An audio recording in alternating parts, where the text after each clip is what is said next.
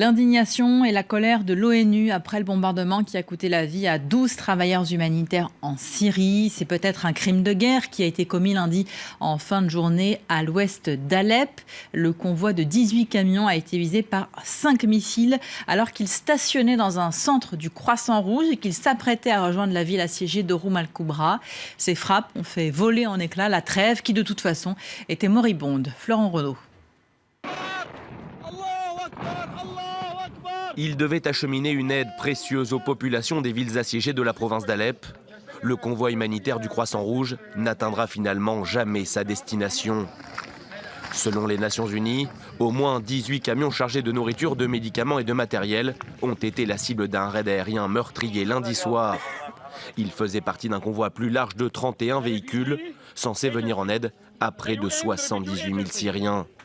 12 employés du Croissant Rouge et des chauffeurs de camions sont morts dans l'attaque.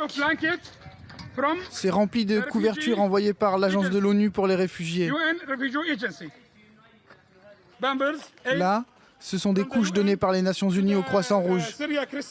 Elles devaient être distribuées aux personnes déplacées et à celles qui sont dans le besoin. Ce raid aérien intervient seulement quelques heures après l'annonce de la fin de la trêve par l'armée du régime syrien. Un cessez-le-feu négocié par les Américains et les Russes qui n'aura finalement duré qu'une semaine. Le ton était déjà monté ce week-end, Damas accusant Washington d'agression flagrante après le raid aérien qui a causé la mort de 90 soldats syriens à Deir ez-Zor.